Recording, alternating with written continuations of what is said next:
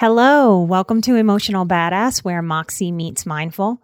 I'm your host, Nikki Eisenhower, life coach and psychotherapist. And on today's episode, I'm discussing Mother's Day and Maya Angelou's Letter to My Daughter.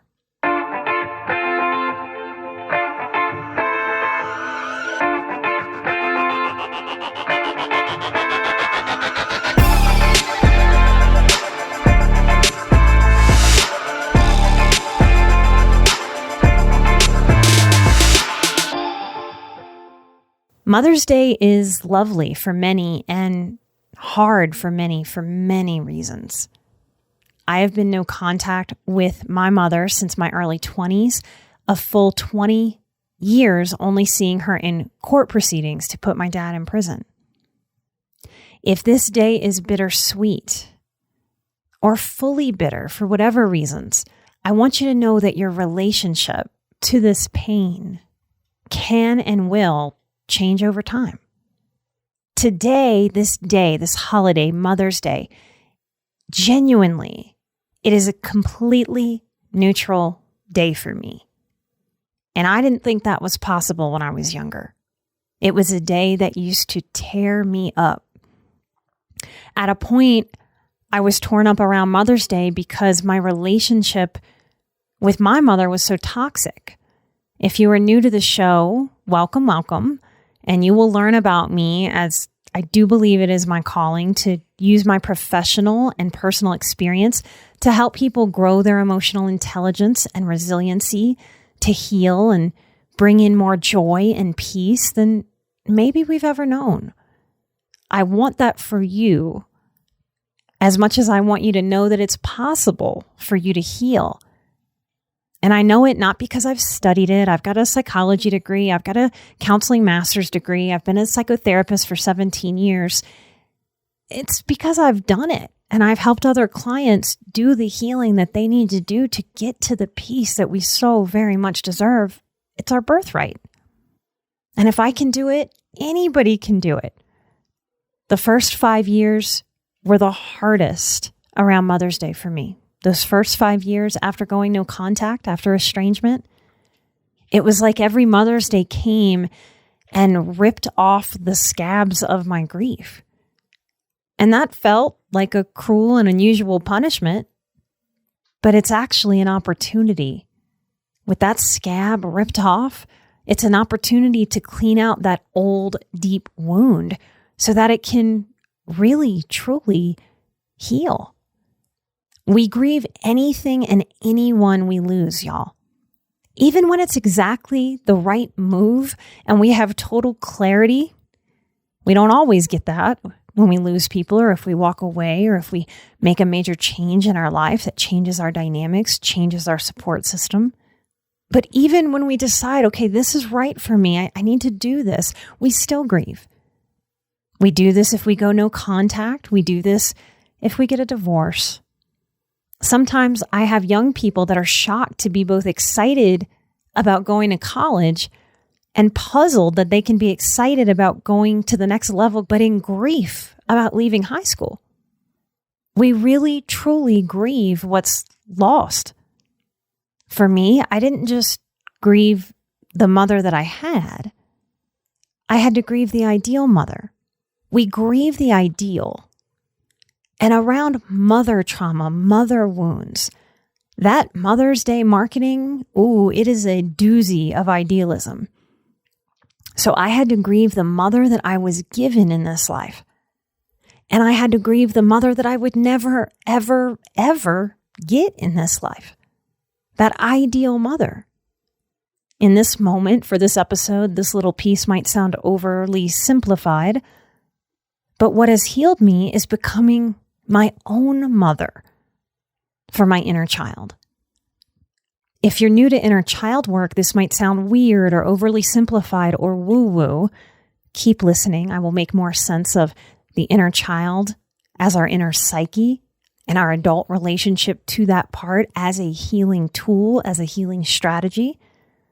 But becoming my own mother for my inner psyche, for my inner child, is a big part of what has helped me heal around my own mother wounds. I don't have to be a perfect mother for myself. Perfect is not part of it. But I am embodying an ideal mother for myself, to myself, for myself, with myself. The way that I do that, which is reparative for my own psyche, for my own body, for my own peace, for my own sanity, for my own growth and development, for my own security, is that when I make a mistake, I am committed to, and I know how from the work that I've done emotionally, to stop, to acknowledge that mistake to my inner child, to myself, to apologize to myself for whatever that mistake is, and to course correct. None of us have ever needed perfect parenting. We've just needed personal responsibility, kindness, and a humbling ownership of imperfection. Apology and repair in our parenting, that's what most of us have yearned for, even if we've never put that down on paper or into words like I just did. Those of you who are healing and trying to be perfect and terrified that you're going to traumatize your kids because you snapped or you yelled or you had a bad day. Your child doesn't need you to be perfect. And over time, when we are on a healing journey, we do. It is almost impossible not to if you walk a healing journey. You will find more personal responsibility, more kindness, more empathy for yourself and others, and that humbling ownership of our own imperfection. Our willingness, even when it's messy, to have apology and repair in our relationships and then in our parenting, if we're a parent. That's the good stuff, y'all. That's the healing stuff. That's the growth stuff. That's the anti-traumatizing stuff. And we grow into it. We can. By years 6 to 8 after my estrangement, I started to notice a lessening. I still felt an annoyance. I felt an aggravation. I felt an irritation, a hard heaviness at the Mother's Day billboards and the commercials I would catch. And if I ate out at a restaurant on Mother's Day and saw daughters and mothers and grandmothers in Mother's Day gift exchanging, smiling, functional family glory, or at least that was the assumption my pain liked to make if I saw that scene played out in front of me. But the scab wasn't fully ripping off. It's like the scab was holding, the healing was holding. By about year 10, Mother's Day just became a day. Another day on the calendar, another Saturday. The more I grew into my own mothering, to reparent and soothe, to hear and see myself, two of the most common triggers for highly sensitive people and trauma survivors, not being heard or not being seen. So doing this work to hear and see myself, the more whole, the more solid, the more adult I felt. And then I started to feel free, freer, truly free. Life is never really done with giving us lessons. And we can either fight that or we can surrender and learn them as swiftly as we can. But once I was easy peasy around Mother's Day, I made the decision to not have children at the age of 35. And I was someone that most people from my childhood and my young adulthood expected me to have a lot of kids. I expected me to have a lot of kids. I love children. I love babies. And I very much believe I would have been a really great mother because I've been a lifelong mother goose. I have a lot of maternal energy. Kids really flock to me. I mean, someone would call CPS nowadays, but I used to take 12 little kids to the beach when I was barely 12 years old, and nobody drowned and everybody was taken care of. And I loved that role. I was a natural at it. I'd often babysit 4 and 6 and 8 kids and handle it all and really love that role. And I wanted them. I wanted children. I very much wanted to become a mother. I fantasized about it. I have read all of Ina May's midwifery books and home birth delivery books. I thought I could envision the births that I was going to have. And yet still, my life brought me to a place where I decided and realized that I wanted to go another way, that another life was calling me. And it felt intuitively right to me, even though it wasn't that vision that I had held for 35 years of my life. I had to grieve Mother's Day in a whole new way and realize the Mother's Days with my stepdaughter during my first marriage were all the Mother's Days I was going to get. I'll be 43 this summer, and I'm truly at peace. Mother's Day is just a day.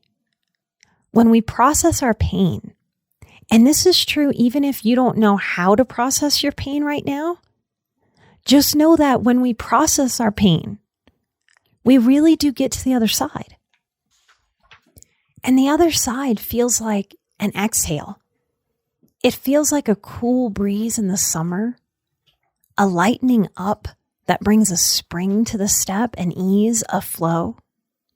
It's powerful for our inner psyche, our inner child, to see us get to the other side of our pain.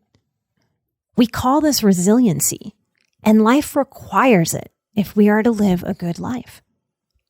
If Mother's Day or any holiday rips off emotional scabs, I want to offer you the option of choosing to clean out that wound just a little bit more, trusting that it will heal.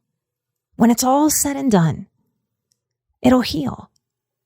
Even the scarring can lighten over time till it's so faint, we wonder if it was ever that deep wound in the first place. And this is glorious. Please do not let doubt, fatigue, and the critical voice dance around together and lead you to desperation, to suicidal ideation, to stories of unfixable brokenness. You can heal. You are healing. More healing is available. How do I know without knowing you personally? If you aren't yet on the other side of your pain, more healing is available. And yes, I know you've tried all the things you've known to do. That's why I'm on this mic. That's why I'm doing this show. There's more. There's always more to do if we're not through our pain. And it's okay to be mad at having to do more healing right now. It really is okay to just be where you are while holding the grounded reality and space for yourself that more healing is possible, it's available, and you're willing to do it all in due time. No rush, no pressure, just openness and availability to that possibility. Now, those of you who are new to the show, you might not know yet that I am a highly sensitive person. I am an empath. And for me, that means I am a crier, y'all. It is always right there under the surface. A beautiful sunset can make me cry, a baby's smile, feeling connection. And likely I'm going to tear up on this next part. When I need a mother outside of myself, I often call in Miss Maya Angelou. She is the great poet, the great speaker, the great author, powerhouse of a woman. I visualize her standing behind me with her hand on my left shoulder, a pillar of motherly strength and support. I take my right hand and place it over her hand on my left shoulder, and I breathe. I practice feeling her presence, having my back. I invite you to visualize with me. Maybe Miss Maya Angelou, maybe someone who fits that space for you in real life. And I know it, those of you who have been listening for a while. I get Mother's Day messages every year from people I've helped on their healing journey. If you need or want it to be me, I am happy, proud, and guess what? Always available if you call me into your mind, into your energy, into your awareness to stand behind and with you. Hand on your shoulder, strong, supportive, safe, healthy, feminine energy passing through us as if we are channeling it from all the female ancestors we have ever come from. Take a deep breath into that support. There's a permission, there's an allowance to allow yourself to practice the feeling of being supported. And for some of you out there listening, I know it's a foreign feeling. Don't let that inner adolescent roll his or her eyes and deny yourself something that would be good for you. Tap that wise woman, that wise man in that you're growing, and let that wise part of yourself make the decisions. I want to read the foreword from the book Letter to My Daughter by the great Miss Maya Angelou, my spiritual mama. It's the very first page. It is not even numbered. Letter to my daughter. Dear daughter, this letter has taken an extraordinary time getting itself together. I have all along known that I wanted to tell you directly of some lessons I have learned and under what conditions I have learned them.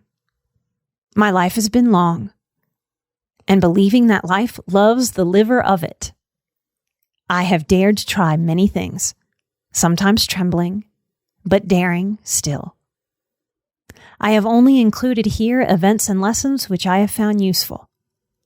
I have not told how I have used the solutions, knowing that you are intelligent and creative and resourceful, and you will use them as you see fit. You will find in this book accounts of growing up, unexpected emergencies, a few poems, some light stories to make you laugh, and some to make you meditate. There have been people in my life who meant me well, taught me valuable lessons, and others who have meant me ill, and have given me ample notification that my world is not meant to be all peaches and cream. I have made many mistakes, and no doubt will make more before I die. When I have seen pain, when I have found that my ineptness has caused displeasure, I have learned to accept my responsibility and to forgive myself first, then to apologize to anyone injured by my misreckoning, since I cannot unlive history, and repentance is all I can offer God. I have hopes that my sincere apologies were accepted. You may not control all the events that happen to you, but you can decide not to be reduced by them. Try to be a rainbow in someone's cloud. Do not complain. Make every effort to change things you do not like. If you cannot make a change, change the way you have been thinking. You might find a new solution. Never whine. Whining lets a brute know that a victim is in the neighborhood. Be certain that you do not die without having done something wonderful for humanity. I gave birth to one child, a son, but I have thousands of daughters. You are black and white, Jewish and Muslim, Asian, Spanish-speaking, Native American, and Aleut. You are fat and thin and pretty and plain, gay and straight, educated and unlettered, and I am speaking to all of you. Here is my offering to you. Happy Mother's Day, wherever you are with that day. As comments come in from my Emotional Strength Training 30 Days to Peace course that we launched last month, it's warming my heart. If you need to practice peace, come join that course. Peace is available to you. It's a muscle. It's something that we can practice. And when we've had a lot of stress, it's like our stress muscles are a big, giant bodybuilder's upper body, and our peace muscles are little bitty scrawny legs. We can put down the weights that flex our stress muscles. We don't need those muscles any bigger. And we can shift to practicing peace, to strength training for peace. Use code BADASS to get a discount, and Patreon people get your bigger discount. I'm an emotional badass. You are an emotional badass. And together we are where Moxie meets mindful. Light and love. And I'll see you right here next time for a brand new episode. Bye-bye.